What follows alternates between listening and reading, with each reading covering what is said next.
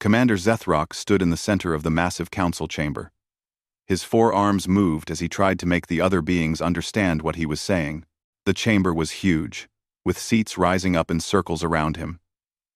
Hundreds of alien species sat in those seats, representing their worlds in the Galactic Empire.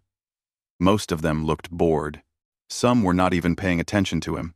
Zethrock was a Vorian, a species known for their military skill and honest nature. His gray skin had scars from many battles. His large black eyes showed worry. He had requested this emergency session 3 times before the council finally agreed to hear him. Now that he had their attention, they did not want to listen. "You must understand what I am telling you," Zethrock said, his voice translator making his words clear in hundreds of languages at once. "The humans are not like other species. I have fought beside them. I have seen what they can do. If you invade their world, it will be a disaster." Chairman Velcor rose from his seat. He was tall and made of living crystal that reflected light in rainbow colors. His voice was cold and sharp. "Commander Zethrock, we have heard your concerns. The Council appreciates your service to the Empire. However, your judgment appears to be clouded by personal feelings. This is not about feelings." Zethrock replied quickly. "This is about survival. Let me tell you what I saw 15 cycles ago on Outpost Kira. 7. The council members shifted in their seats. Some whispered to each other. Zethrock continued anyway. "The Kryn attacked that outpost with 400 warriors. We had only 200 defenders from various species. The battle was going badly.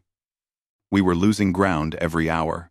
Then a human transport ship crash-landed nearby. It was damaged and trying to escape the Kryn fleet. 23 humans survived the crash. They were mercenaries, hired to guard a mining operation on another world." Zethrock paused, remembering that day clearly.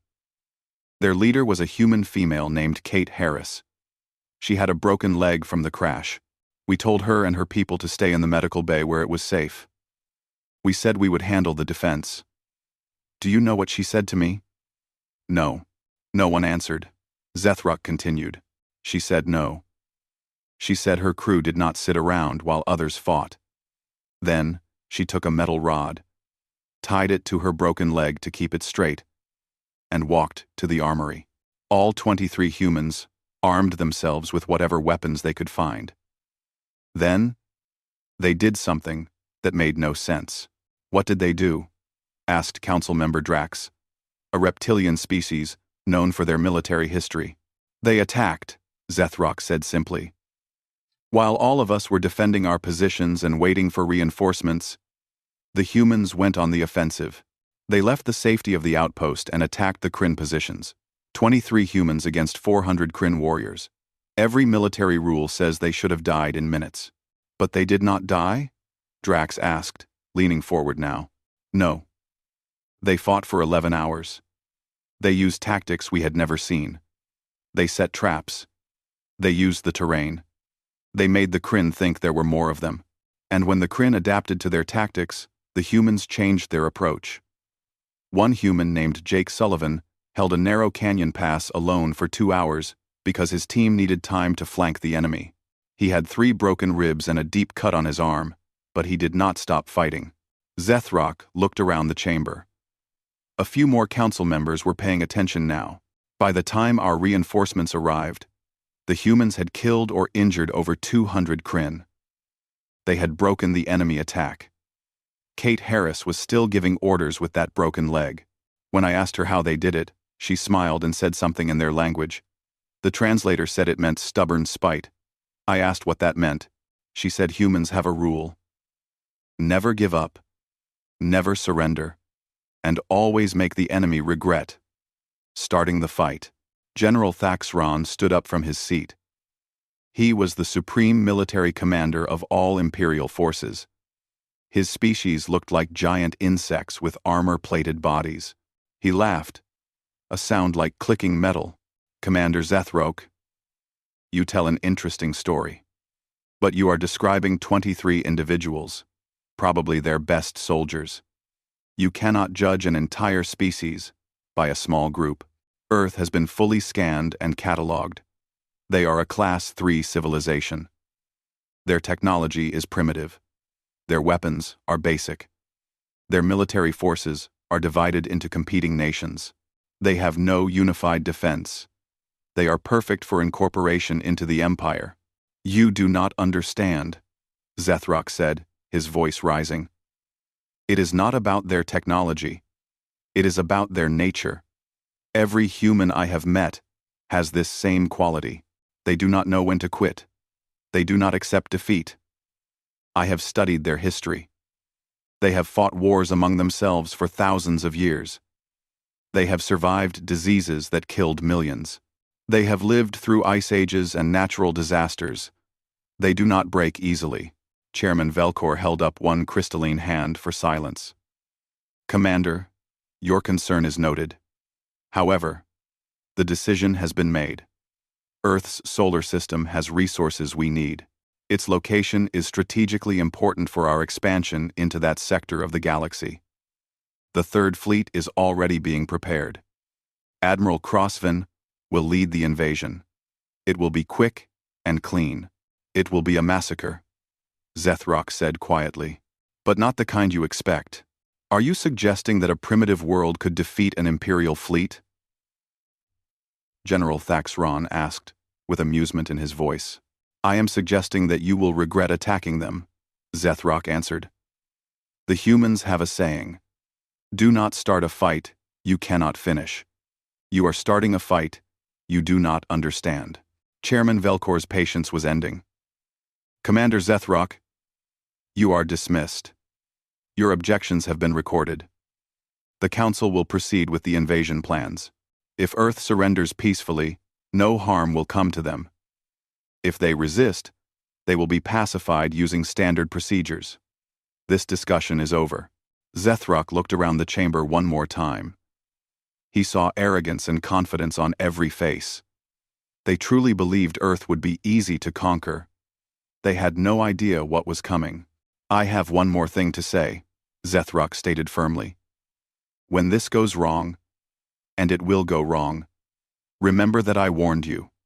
Remember that I told you the truth, and when you are counting your dead and trying to understand how primitives defeated you, remember that I stood here and tried to stop this disaster.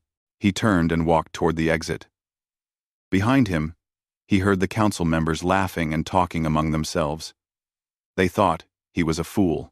They thought he had grown too attached to the humans during his time fighting beside them. They did not believe that any species could stand against the might of the Galactic Empire.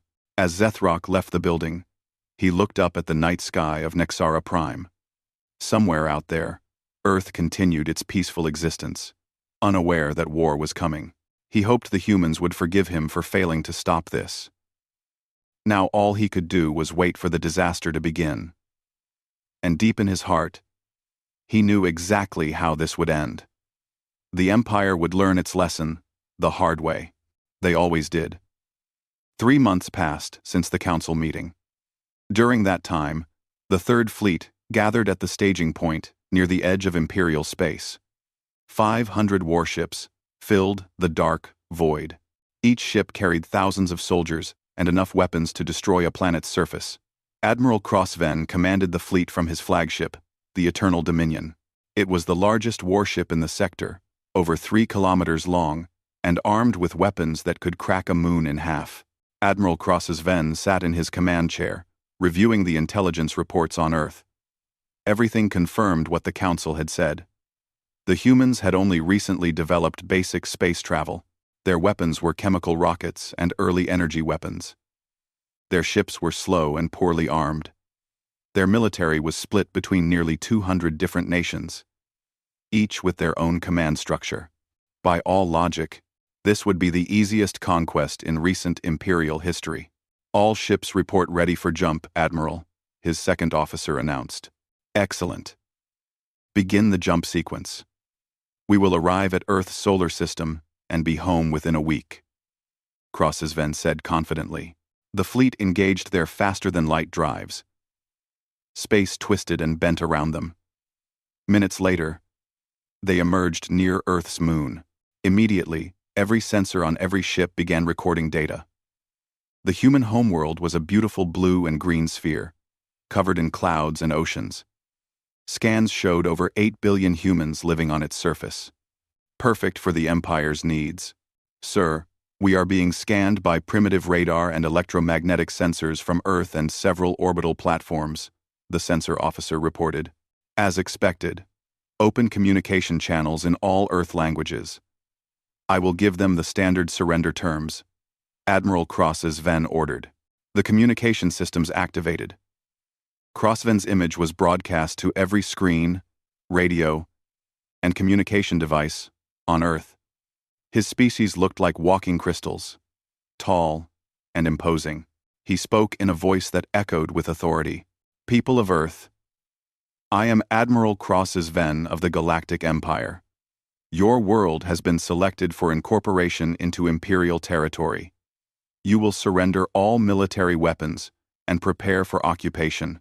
Your governments will be dissolved. Your people will become citizens of the Empire.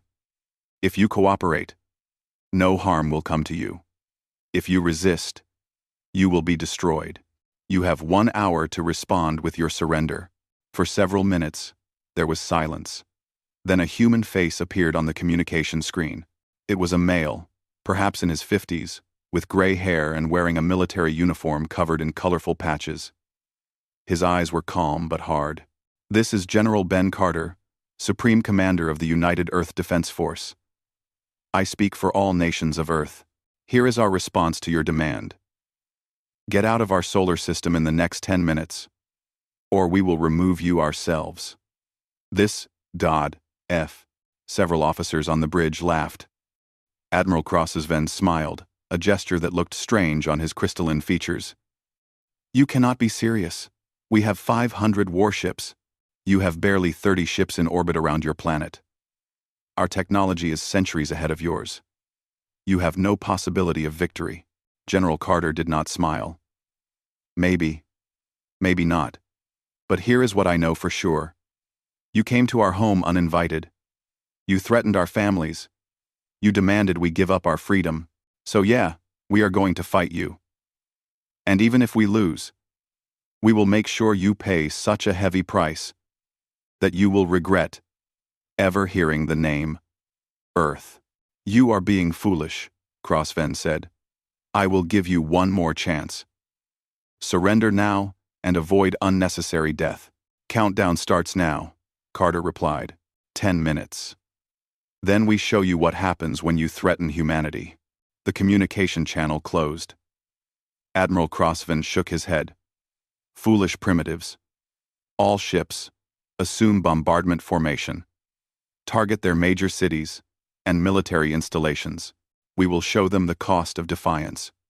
Begin operations in 1 hour. The fleet began moving into position. Ships spread out across Earth's orbital space. Weapons systems powered up. Targeting computers locked onto thousands of locations on the planet below. It was a well-practiced operation. The Empire had done this hundreds of times on other worlds. Then the sensor officer screamed a warning. Admiral, multiple launches from the asteroid belt. Hundreds of missiles incoming from Mars orbit. More launches from hidden positions throughout the system.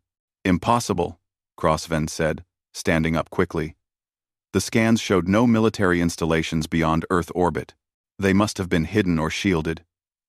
The tactical officer responded. Sir, these are not conventional missiles. They are nuclear weapons, but modified. They have faster-than-light drives attached. They are appearing throughout our formation. Shields to maximum. Point defense systems engage, Crossven ordered. The first wave hit before the order could be fully executed. Nuclear fire bloomed throughout the fleet. Ships that had existed for decades disappeared in flashes of light. The Imperial shields held against most of the explosions. But the sheer number of missiles was overwhelming. 37 ships were destroyed in the first minute. Second wave incoming, the sensor officer shouted. They are targeting ships whose shields are regenerating from the first attack. Crossven watched in shock as 80 more ships were destroyed. The humans had studied Imperial shield technology somehow. They knew the shields needed a few seconds to reset after absorbing a massive hit. The second wave of missiles was timed perfectly to exploit that weakness. How did they know? Crossven whispered. Sir, small craft approaching at high speed. Another officer reported. Hundreds of human fighters. Destroy them. They cannot possibly harm our ships, Crossven ordered. But the human fighters did not attack normally. They came in fast, using maneuvers that should have killed their pilots from the force of acceleration. Some headed straight for Imperial shield generators on the ship hulls.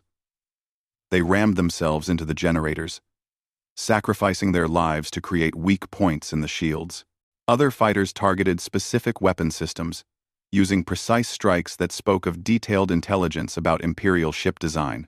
One human fighter flew directly at the bridge of a destroyer. The pilot could have ejected, could have tried to escape. Instead, he aimed his craft at the bridge windows and increased speed.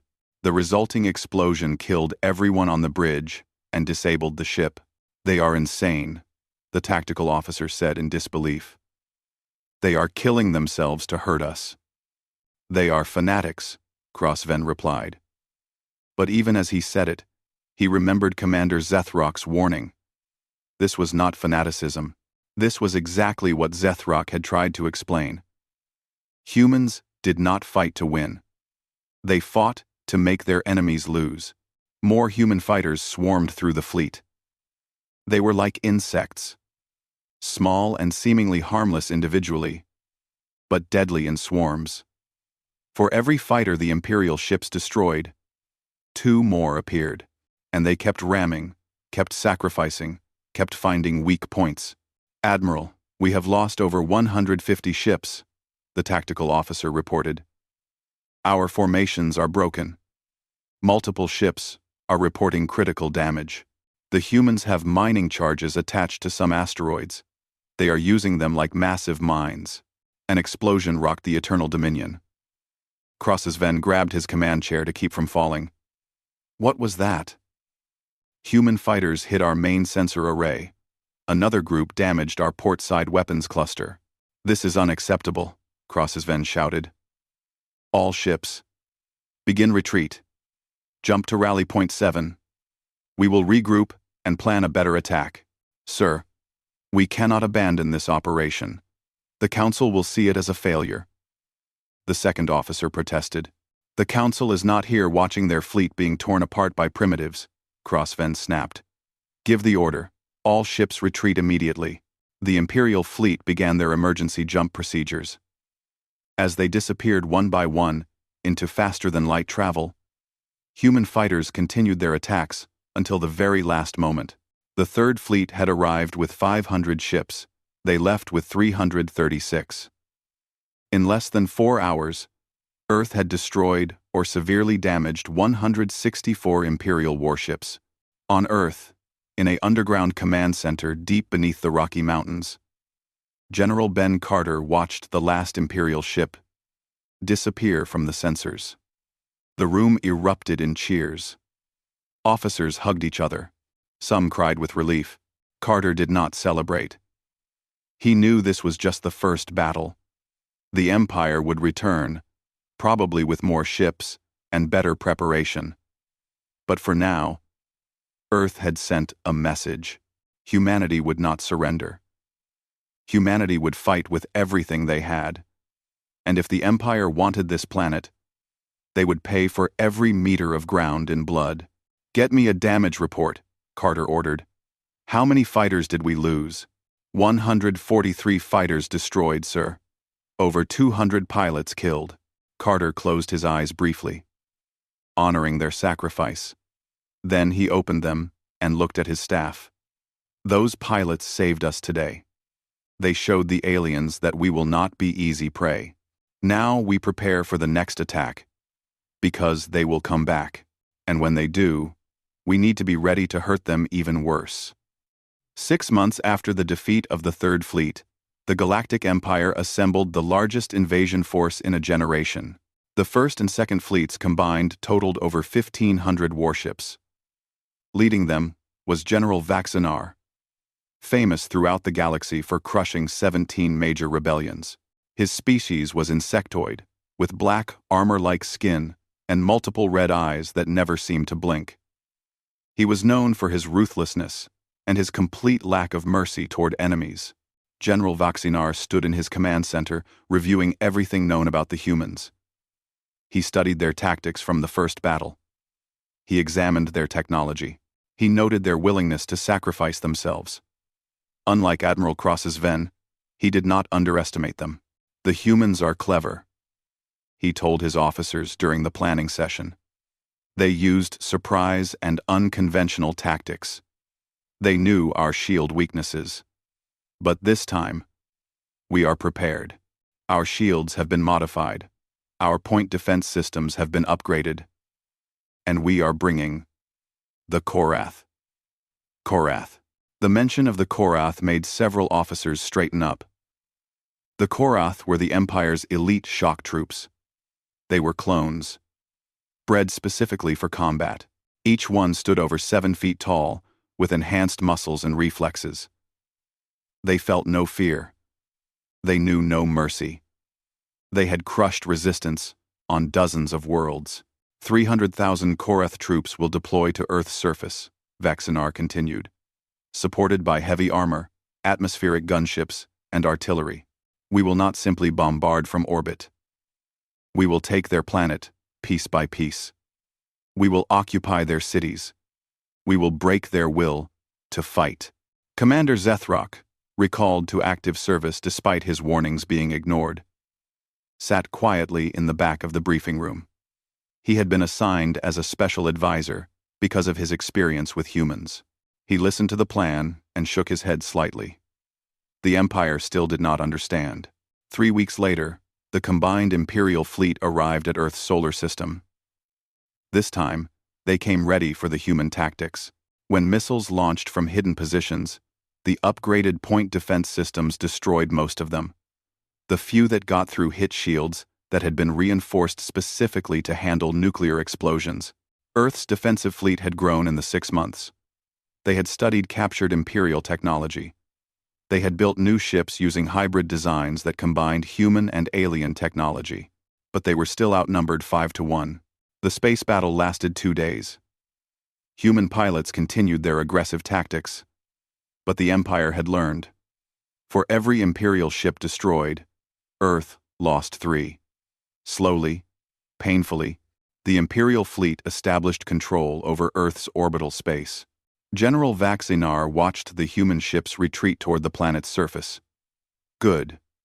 Now we move to Phase 2. Begin ground operations. Deploy all Korath units to the designated landing zones. Massive transport ships descended through Earth's atmosphere. They landed in North America, Europe, Asia, and Africa. 300,000 Korath troops poured out, along with thousands of armored vehicles and heavy weapons. The initial assaults went exactly as planned. Human military bases were hit hard and fast. The Korath moved with precision and overwhelming force. Army installations, Air Force bases, and naval yards were captured or destroyed within hours. Major cities were occupied. Imperial banners were raised over government buildings. Within 1 week, it appeared that Earth had fallen. But General Ben Carter had learned from the first battle too. He never intended to win a conventional war against such superior numbers. Instead, he had ordered a strategic withdrawal. Human military forces retreated from their bases before the Korath arrived in force. They took their weapons, their supplies, and their vehicles with them, and they disappeared into the cities, into the forests, into the mountains and deserts. Everywhere the Korath occupied, humans vanished like ghosts. The real war began 2 weeks after the occupation started. In New York City, a group led by a former firefighter named Danny Cole used their knowledge of the subway system to move beneath Imperial positions. They would emerge in unexpected places, destroy supply depots with captured Imperial weapons, and disappear back underground before the Korath could respond. The tunnels under the city became a maze where humans had all the advantages.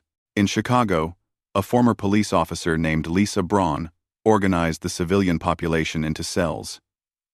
Each cell had only 5 or 6 people. They did not know members of other cells. They used simple hand signals and dead drops to communicate. They shared information about Korath patrol patterns, weak points in their armor, and gaps in their coverage. The information spread through the city like wildfire, always staying one step ahead of Imperial intelligence. In Los Angeles, a mechanic named Troy Jensen turned his auto repair shop into a weapons factory. He and his crew modified civilian vehicles into mobile weapon platforms. They would drive up to Korath checkpoints, open fire, and speed away before the enemy could organize a response. The Korath started destroying any vehicle that moved, which only made the human population angrier and more willing to fight. In the forests of the Pacific Northwest, groups of hunters and outdoorsmen who knew the land intimately began ambushing Korath patrols. They would set traps that the alien soldiers never expected. Falling trees, hidden pits, exploding devices made from fertilizer and fuel oil. The Korath were trained for urban warfare and open battle. They had no experience with guerrilla tactics in dense forest. A school teacher named Amy Foster became famous among the resistance in the Midwest. She had no military training, but she was brilliant at organizing people. She set up networks that evacuated civilians from danger zones while simultaneously gathering intelligence on Imperial movements. She created supply lines that kept resistance fighters fed and armed. The Korath captured her twice. She escaped both times. Every day, more humans joined the resistance. Teenagers who had lost parents to the invasion. Elderly veterans who had fought in human wars and knew how to train others. Scientists who figured out how Imperial technology worked and taught others how to disable it. Doctors who treated wounded fighters in basement hospitals and makeshift clinics. The Korath began taking casualties. At first, just a few soldiers per day, then dozens, then hundreds. The elite shock troops who had never failed before started to show signs of stress. They became nervous at night when humans attacked from the shadows. They became paranoid, shooting at civilians who moved too quickly or looked at them wrong. They became angry, destroying buildings where they suspected resistance fighters were hiding. But destroying buildings did not work.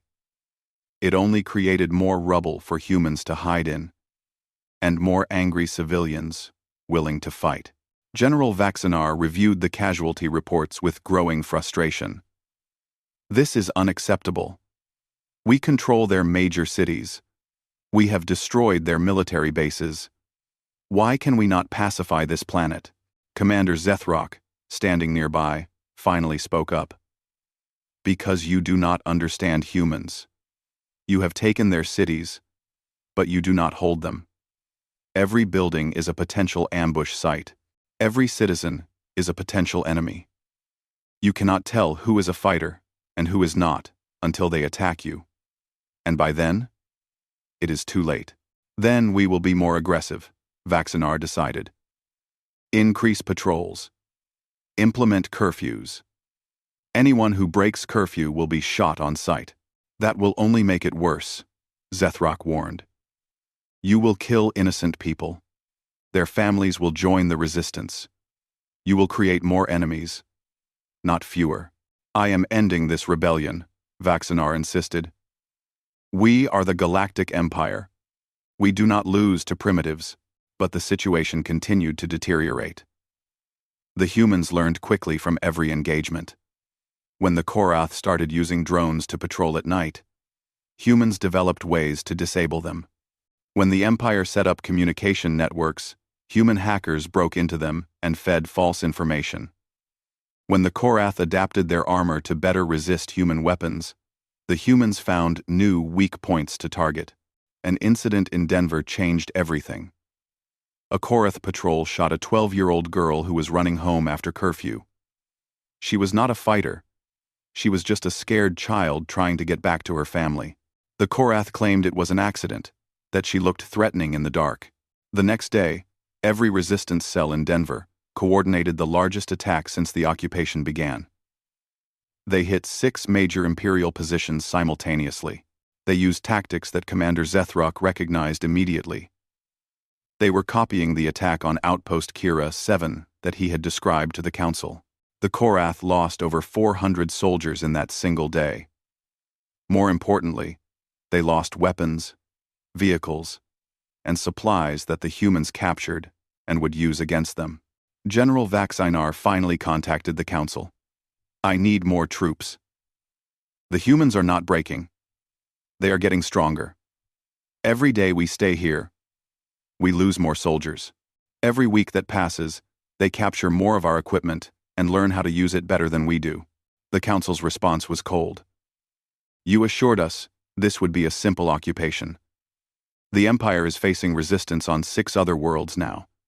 Resistance movements, inspired by Earth's example. We have no reinforcements to send you. You must succeed with what you have. Vaxinar ended the communication and looked at the tactical displays. Red markers showed where Imperial troops had been attacked in the last 24 hours. There were over 200 red markers, across every continent, in cities and forests and mountains, for the first time in his long military career. General Vaxinar considered the possibility that he might actually lose this war. 8 months into the occupation, General Vaxinar admitted something he had never thought possible. Earth could not be conquered. Not in any traditional sense. The Empire controlled the cities during the day, but at night, the humans owned them. The Empire held the roads, but humans moved through tunnels and sewers and forests. The Empire had superior technology, but humans were learning to use captured equipment better than Imperial soldiers. The casualty reports came in every morning. 200 Korath dead per day had become the normal number. Some days it was worse. The elite shock troops who had crushed rebellions across 17 worlds were breaking. They requested transfers. They developed stress symptoms. Some even deserted, stealing ships to escape Earth. Commander Zethrock walked through an occupied zone in what used to be called Seattle. He saw Korath soldiers jumping at shadows. He watched them point weapons at children. He observed their commanders shouting orders that made no tactical sense. The humans were winning a war of nerves, and they had barely started. You were right, General Vaxinar admitted when Zethrock returned from his inspection tour. Everything you said to the Council was correct, but I cannot report failure to the Empire. I must find a way to break them. You cannot break them, Zethrock replied simply. I told you this from the beginning. The only question now is how many of your soldiers will die before you accept it. Zethrock pulled up a file on his datapad. Look at this. This is a captured human command center we raided last week. Do you see what we found? The display showed detailed documents. Analysis of Korath armor weaknesses. Studies of Imperial communication protocols. Maps of supply routes. Schedules of patrol patterns. The humans had treated the war like a science project, studying every aspect of Imperial operations. They learn from every mistake we make, Zethrock continued. They adapt faster than any species I have encountered. When we change tactics, they figure out the change within days and develop counters. They share information across their entire resistance network using methods we still do not fully understand. Then we will destroy them, Vaxinar said quietly. If they cannot be conquered, they will be eliminated. I will request permission for total extermination. The Council will not approve genocide, Zethrock responded. And even if they did, do you think you can kill all of them? They have hidden bases in their wilderness, underground bunkers we have not found, submarines in their oceans, stations in their asteroid belt. If you start extermination, the survivors will become even more determined. They will never stop fighting. Never. Before Vaxinar could respond, an urgent message came through. General, we have located a major resistance cell in the Rocky Mountains. Intelligence suggests over 400 fighters. They have been raiding our supply convoys for months. We have them cornered in a mountain valley, requesting permission to deploy a full battalion to eliminate them. Vaxinar saw an opportunity. Permission granted. Send 3,000 Korath. Use overwhelming force. I want this resistance cell completely destroyed. We need a victory to show the council. The operation began the next morning. 3,000 Korath troops, supported by armored vehicles and atmospheric gunships, moved into the Rocky Mountains. Intelligence said the human resistance was trapped in a valley with only one way out. It was perfect for a crushing assault. The commander of the Korath force was confident. We have them surrounded. They cannot escape. This will be over quickly. But the intelligence was wrong. The humans were not trapped. They had deliberately leaked their location. The valley was not a hiding place. It was a trap. The trap had been designed by a former military strategist named Greg Palmer. Before the invasion, he had been retired, teaching military history at a small college. When the Empire came, he volunteered his knowledge to the resistance. He had studied the first battle carefully. He had found a critical flaw in Imperial shield technology. When multiple Imperial shield generators operated close together, they created interference patterns. The shields would flicker and fail for brief moments. Palmer had discovered this by analyzing captured equipment and reading through technical documents taken from destroyed ships. He had spent months planning how to use this knowledge. The Rocky Mountain operation was his masterpiece. The Korath entered the valley in tight formation, exactly as Palmer predicted. Their standard tactical doctrine called for concentrated force.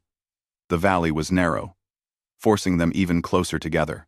As they advanced, their shield generators began interfering with each other, just as Palmer had calculated. 400 resistance fighters waited in carefully prepared positions.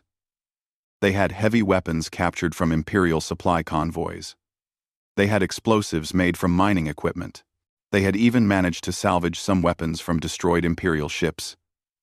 And they had something more important than any weapon: complete knowledge of exactly when the Imperial shields would fail. The attack began with precision timing. The moment the shield interference reached its peak, the humans opened fire from 3 sides simultaneously. Rockets, bullets, and explosives hit Korath troops, who suddenly had no protection. The advanced armor that made them nearly invincible became useless. The Korath tried to retreat, but the humans had blocked the valley entrance with explosives. They were trapped in the same valley they thought had trapped the humans. For 40 minutes, it was a slaughter. The Korath called for air support. But their gunships could not target the humans who were hidden in rocks and caves. When it ended, 3,000 Korath had been reduced to less than 400 survivors. The resistance fighters had lost 70 people. They took Imperial weapons, armor, and equipment from the dead and wounded. Then they disappeared into the mountains before reinforcements could arrive. News of the victory spread across the planet within hours. The humans had developed their own communication network using basic radio equipment, constantly changing frequencies. They called the battle the Rocky Mountain Massacre, though they meant it as a victory, not a slaughter. Every resistance cell heard about it. More importantly, every human civilian heard about it. The psychological impact was enormous. For 8 months, humans had believed they were slowly losing. The Empire was too strong, too advanced. But the Rocky Mountain victory proved that with the right tactics and knowledge, humans could defeat the supposedly invincible Korath in direct combat. Resistance attacks increased across every occupied zone. Where there had been 200 casualties per day, there were now over 1,000. Human fighters became bolder. They attacked during daytime. They targeted officers and command posts. They destroyed communication arrays and supply dumps. Commander Zethrock watched the reports with a mixture of sadness and recognition. This was exactly what he had seen on Outpost Kira 7. Once humans believed they could win, they fought with a ferocity that overwhelmed logic. Request reinforcements from the Council. General Vaxinar ordered his staff. I need at least another 100,000 troops. The response came back within hours. Request denied. The Council is dealing with resistance movements on 8 worlds now. All of them inspired by Earth's example. The Empire has no reinforcements available. You must achieve victory with existing forces, or negotiate withdrawal. Vaxinar stared at the message in disbelief. Withdrawal. The Empire never withdrew. They had not withdrawn from a conquest in over 2 centuries. But the alternative was watching his forces slowly bleed to death on this primitive world. In his underground command center in the Canadian Rockies, General Ben Carter read the intelligence reports about the Council's response to Vaxinar's request. His intelligence network had infiltrated Imperial communications months ago. He knew the Empire was stretched thin. He knew they were facing resistance inspired by Earth on multiple worlds. He knew they were losing the will to continue this fight. "It is almost over," Carter told his staff. "They are going to ask for negotiations soon. When they do, we need to be ready with our terms." "What terms?" one of his officers asked. "What can we possibly demand from an empire that spans thousands of worlds?" Carter smiled for the first time in months. "We demand that they leave and never come back. We demand they recognize Earth as an independent world with full rights, and we demand they pay for the rebuilding of what they destroyed." They will agree, because the alternative is losing more ships, more soldiers, and more prestige. This war is costing them more than Earth is worth. Outside, the resistance continued its operations. In every city, in every forest, in every mountain range, humans kept fighting. They did not know about the negotiations that were coming. They only knew that they had sworn never to surrender. And they kept that promise every single day. The Empire was learning what Commander Zethrock had tried to tell them. You could not conquer humans. You could only decide how much you were willing to lose, trying. 14 months after the invasion began, an Imperial shuttle requested permission to land at the Human Resistance headquarters in the Canadian Rockies. The message included diplomatic codes and a guarantee of safe passage. General Ben Carter granted permission but had 200 armed fighters surrounding the landing area, just in case. The shuttle landed gently in a clearing surrounded by snow-covered mountains. The door opened, and 3 figures emerged. The first was General Vaxinar, the commander who had led the ground invasion. The second was an Imperial diplomat, a tall being covered in purple scales. The third was Commander Zethrock. Carter walked forward to meet them, flanked by his senior officers. He was wearing a simple military uniform that had seen better days. His face showed the exhaustion of 14 months of constant war, but his eyes were sharp and alert. Zethrock bowed respectfully. "General Carter, I tried to prevent this war. I failed. For that, I apologize." "I know you tried," Carter replied.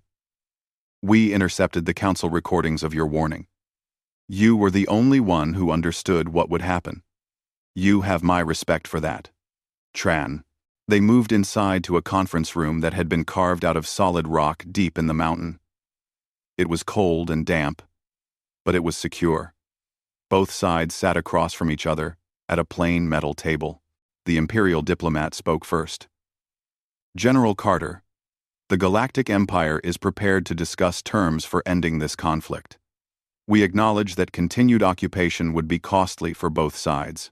We propose a compromise." "I am listening," Carter said carefully. "The Empire will withdraw all military forces from Earth's solar system. In exchange, Earth will recognize Imperial sovereignty over this sector of space and agree to trade agreements favorable to the Empire." Carter shook his head. "No, those are not acceptable terms. Here are my terms: complete and total withdrawal of all Imperial forces from our solar system. Earth will be recognized as an independent world with full sovereignty. No trade agreements, no treaties, no Imperial presence of any kind. You leave, and you never come back unless invited." General Vaxinar spoke up, his voice angry. "You cannot dictate terms to the Empire. We still have over 1 million troops in this system. We still control your orbital space. You are in no position to make demands." "Really?" Carter asked calmly. He pulled out a datapad and slid it across the table. These are your current casualty rates. You are losing an average of 1,200 soldiers per day. Your supply lines are being cut constantly. Your troops are demoralized and requesting transfers. 6 of your colony worlds are in rebellion, inspired by our example. The Empire is spending enormous resources on a war you cannot win. Every day you stay here costs you more than Earth is worth. He leaned forward. But here is what you should really consider. Right now, this is just a war of occupation. You invaded. We resisted. If you continue this fight, we will not stop at defending our planet. We have captured enough of your ships to reverse engineer your technology. We have learned your language, your tactics, your weaknesses. If you force us to, we will take this war to your worlds. And I promise you, we are much better at attacking than defending. The room was silent. The Imperial diplomat looked at Vaxinar, who looked away. They both knew Carter was right. The humans had proven they could hurt the Empire badly. If they took their fight beyond Earth, the consequences would be disastrous. There is another factor, Zethrock added quietly. The other species in the Empire are watching this conflict carefully. If the Empire cannot defeat one primitive world, what does that say about Imperial power? If humans can resist successfully, maybe others can too. Every day this war continues. The Empire loses more than soldiers and ships. It loses the appearance of invincibility. The Imperial diplomat was silent for a long moment. Then he spoke carefully. What you ask for is unprecedented. The Empire has never granted full independence to a conquered world. Earth was never conquered, Carter corrected. You occupied some cities. We let you, because it gave us time to organize. But you never controlled this planet. Not for one day. More silence. Finally, the diplomat nodded slowly. I will present your terms to the Council, but they will have conditions. What conditions? Carter asked. A non-aggression pact. Earth agrees not to attack Imperial territory or interfere with Imperial operations. In exchange, the Empire recognizes Earth's independence and agrees to begin discussions about trade and diplomatic relations in the future, when both sides are ready. Carter thought about it. We can agree to that. We never wanted this war. You brought it to us. We are happy to be left alone. But understand this, clearly. If anyone ever tries to invade Earth again, we will not just defend ourselves. We will destroy them completely, and then hunt down anyone who sent them. Make sure the Council understands that message. I will deliver it exactly as you said it, the diplomat assured him. The meeting ended. The Imperial delegation returned to their shuttle and left. 3 days later, the official announcement came. The Galactic Empire was withdrawing all forces from Earth's solar system. A non-aggression pact would be signed once all Imperial troops had departed. Over the next 2 months, the Empire evacuated. Ships filled with soldiers left orbit. Ground forces boarded transports and departed. The last to leave were the Korath, who had lost nearly 40% of their total force. As they left, they did not look back. Commander Zethrock stayed behind for 1 extra day. He met with General Carter one final time in a clearing where wildflowers were starting to grow again after the destruction of war. Your species is remarkable, Zethrock said, and terrifying. I have fought in wars across dozens of worlds. I have never seen anything like human soldiers. You do not know when to quit. You do not accept defeat. You turn every disadvantage into an advantage somehow. We are. Carter agreed. Maybe too stubborn for our own good sometimes. But when someone threatens our home, our families, our freedom, we find strength we did not know we had. I hope we never meet as enemies again, Zethrock said. But I suspect the galaxy has not seen the last of humanity. You will spread to the stars now. You will become a power in your own right, and the Empire will remember this day when they underestimated you. Carter shook Zethrock's hand, a human gesture the alien had learned. Tell your council that Earth is open to trade and diplomacy. Tell them we hold no grudges against soldiers who were following orders, but also tell them that if anyone tries this again, we will bring the fight to them. We will show them what humans do when we stop defending and start attacking. I will tell them, Zethruck promised. Then he boarded his shuttle and left Earth for the last time. The planet began to rebuild. Cities were repaired. Families buried their dead. 40 million humans had died during the 14-month war. Hundreds of cities had been damaged. But humanity had survived, and more importantly, they had won. 3 years passed. During that time, Earth's technology advanced rapidly, using captured Imperial equipment as a foundation. Human ships began exploring nearby star systems. Trade agreements were established with species outside the Empire. And Earth's military grew into a formidable force, trained and equipped to defend not just the planet, but the entire solar system. Then came the invitation.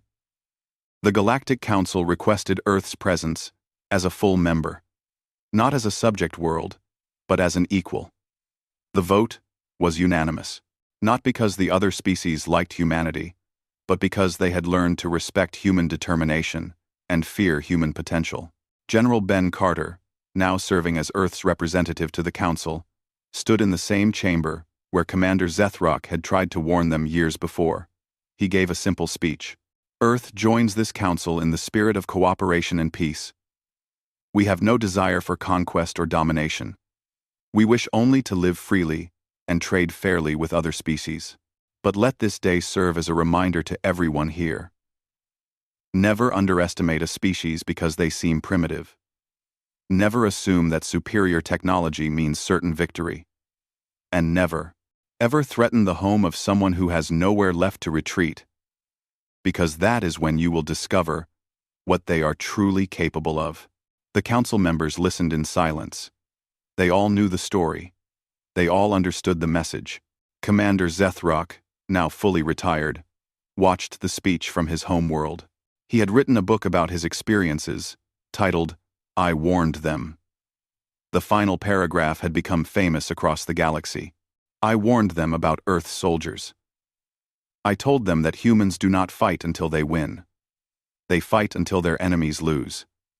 There is a difference, and that difference cost the Empire dearly. The Empire learned that power has limits, that arrogance leads to defeat, that sometimes the smallest opponent is the most dangerous. Earth was catalogued as a Class 3 civilization, primitive and weak. They proved to be neither. They proved that determination and courage can overcome superior technology. They proved that humanity, despite all their flaws, possesses something that cannot be measured or defeated: the absolute refusal to give up. The galaxy will never underestimate them again, and neither will I. On Earth, monuments were built to honor those who had fallen. But the greatest monument was simply that humanity had survived. They had faced an enemy vastly superior in technology and numbers. They had been invaded, occupied, and nearly defeated. But they had fought back with everything they had. And in the end, they had forced the mighty Galactic Empire to retreat. The war was over. But the story of how humans defended their world spread across the galaxy. It inspired other species. It changed how the Empire dealt with occupied worlds. It proved that even the smallest voice, like Commander Zethruck's warning, could be right. And most importantly, it established humanity's place among the stars. Not as conquerors, not as victims, but as equals who had earned their place through sacrifice and strength. The galaxy had learned its lesson about Earth. They would not forget it.